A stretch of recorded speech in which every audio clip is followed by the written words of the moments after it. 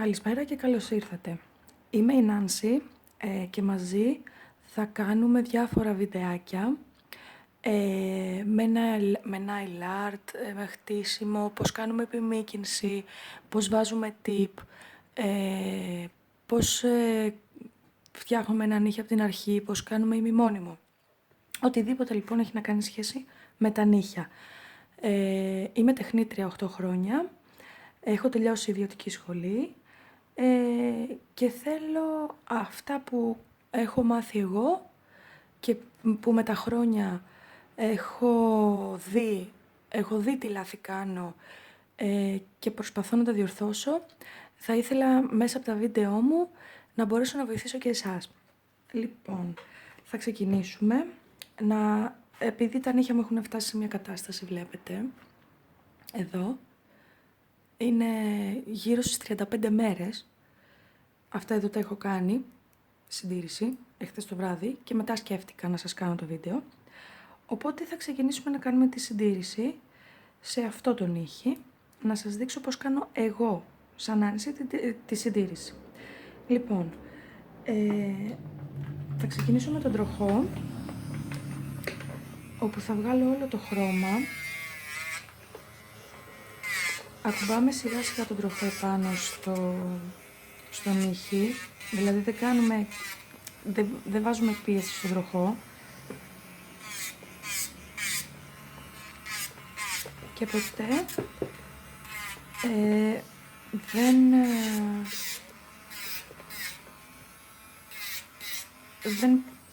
δεν επιμένουμε σε ένα σημείο μόνο, γιατί έτσι θα κάψουμε την πελάτησα.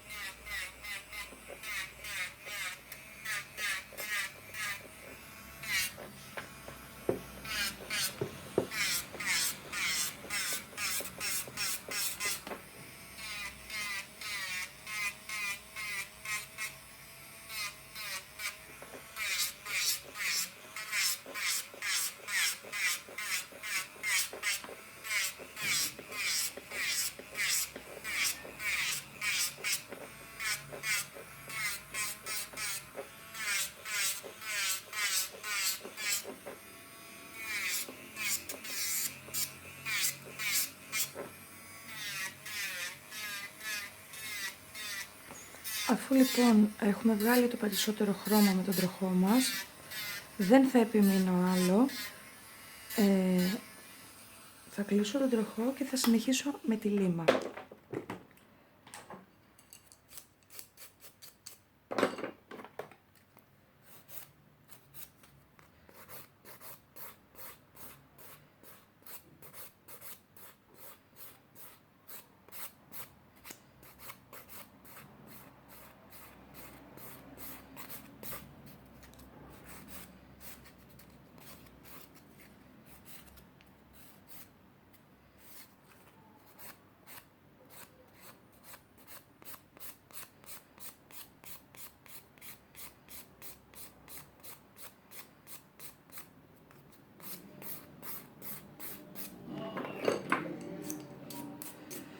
Λοιπόν, όπως βλέπετε,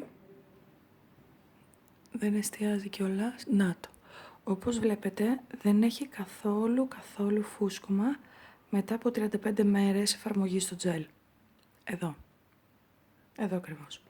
Λοιπόν, τώρα, αφού έχουμε λιμάρει τον νύχι, θα κόψουμε τα υπονύχια. Θεωρώ εγώ ότι με αυτόν τον τρόπο δεν τραυματίζουμε την πελάτησα, είτε με τη λίμα είτε με τον τροχό.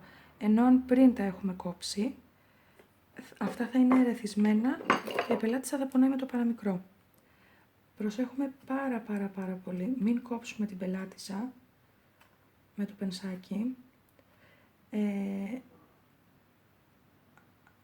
Αρχικά γιατί δεν θέλουμε όλες αυτές οι σκόνες να μπουν μέσα στην πληγή, γιατί μπορεί να δημιουργήσει μύκητες στην πληγή.